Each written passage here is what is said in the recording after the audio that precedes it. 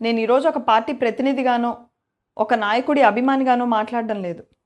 మన రాష్ట్ర భవిష్యత్తు గురించి ఆలోచించే ఒక సామాన్య పౌరురాలిగా మాట్లాడుతున్నా. మన రాష్ట్ర రాజకీయం ఎటెళ్తుంది?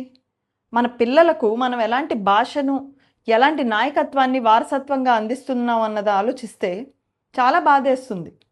వ్యక్తిగత దూషణలే కనుక రాజకీయం అయితే మన చరిత్ర అభివృద్ధితో కాదు, దూషణలతోనే గుర్తుండిపోతుంది. అంబటి రాంబాబు గారు మన ముఖ్యమంత్రి చంద్రబాబు గారి పైన చేసిన వ్యాఖ్యలు, వాడిన భాష ఆయన్ని కించపరిచేలా లేవు, ఈ రాష్ట్ర గౌరవాన్ని కించపరిచేలా ఉన్నాయి.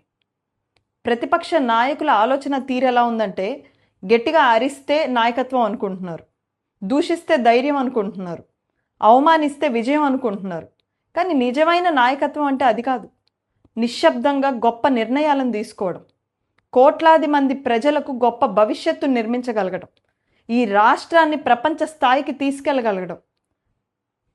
నాయకత్వం అంటే దూషణలు కాదు, నాయకత్వం అంటే దిశ చూపించడం అని నమ్మే నాయకుడు నారా చంద్రబాబు నాయుడు గారు. మీరు ఆయన విజన్ని అందుకోలేక, ఆయన మేధస్సుని చేరుకోలేక, ఆయన సమర్థతని తట్టుకోలేక, ఇలా ప్రతి విషయంలోనూ మేధోపరంగా, నైతికంగా, రాజకీయంగా ఆయన చేతిలో చిత్తుగా ఓడిపోతే మీ దగ్గర మిగిలిన ఏకైక అస్త్రం అసభ్యతను ప్రదర్శించడం. వైఎస్ఆర్సీపీ పార్టీ నాయకులు, కార్యకర్తలు అందరూ ఒకటే గుర్తుంచుకోవాలి. ప్రజలు మిమ్మల్ని 11 సీట్లకు పరిమితం చేసింది మీరు మీ భాషను మార్చుకోవడానికి, మీ భావజాలాన్ని సరిదిద్దుకోవడానికి. మీరు ఇంకా పాత పందానే కనుక ప్రవర్తిస్తూ వచ్చారంటే చరిత్ర మిమ్మల్ని విస్మరిస్తుందన్నది మీరు ఖచ్చితంగా గుర్తుపెట్టుకోవాలి. చంద్రబాబు నాయుడు గారంటే కేవలం అభివృద్ధి మాత్రమే తెలిసిన వ్యక్తి అని మీరు భ్రమపడుతున్నారేమో. ఆయన అహర్నిశలు కష్టపడేదే ఈ రాష్ట్రం కోసం, ఈ రాష్ట్రానికి ఒక గొప్ప ఇమేజ్ బిల్డప్ చేయడం కోసం. అలాంటి రాష్ట్ర గౌరవాన్ని దెబ్బతీసే ఇలాంటి ప్రయత్నాలు మీరు గనక చేస్తే ఆయన చూస్తూ కూర్చుంటారని మీరు అనుకోకండి. ఎందుకంటే సాక్షాత్తు నక్సలైట్లనే ఎదుర్కొని మృత్యువుతో పోరాడి గెలిచొచ్చిన ధైర్యం ఆయనది. అలాంటి నాయకుడికి ఇలాంటి విమర్శలు, మీరు చేసే అరుపులు లెక్కే కాదు. ఆయనే గనక స్వయంగా రంగంలోకి దిగితే మీ రాజకీయ ఉనికి కూడా ఉండదు అన్నది మీరు గుర్తుపెట్టుకోవాలి.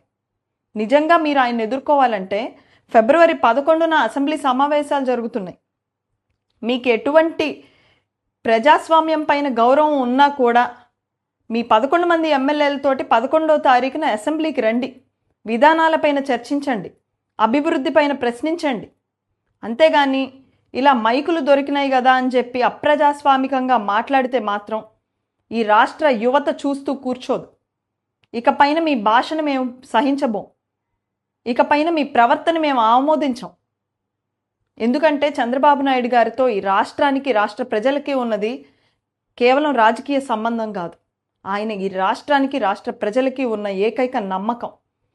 ఆ నమ్మకం పైన మీరు వేసే ప్రతి నింద మా సంకల్పాన్ని మరింత బలపరుస్తుందని తెలియజేస్తూ, రాజకీయాల్లో విఘ్నత ఉండాలి, విమర్శల్లో హుందాతనం ఉండాలి. ఆ ఆంధ్రప్రదేశ్ని అభివృద్ధికి కేర్ ఆఫ్ అడ్రస్గా చేస్తున్న ఈ భగీరథ ప్రయత్నంలో మీరు ఎలాంటి విఘ్నాలు సృష్టించినా కేవలం తెలుగుదేశం కార్యకర్తలే కాదు, ఈ రాష్ట్ర ప్రజలు, ముఖ్యంగా ఈ రాష్ట్ర యువత చూస్తూ కూర్చోదని తెలియజేస్తూ, హోమ్ మినిస్టర్ అనిత గారు ఇలాంటి విమర్శలు చేసిన వారే కాదు, ఇలాంటి విమర్శలు చెయ్యాలి అన్న ఆలోచన వచ్చిన వారికి, అసభ్య పదజాలం వాడాలి అన్న ఆలోచన వచ్చిన ప్రతి ఒక్కళ్ళకి భయం వేసేలాగా కఠిన చర్యలు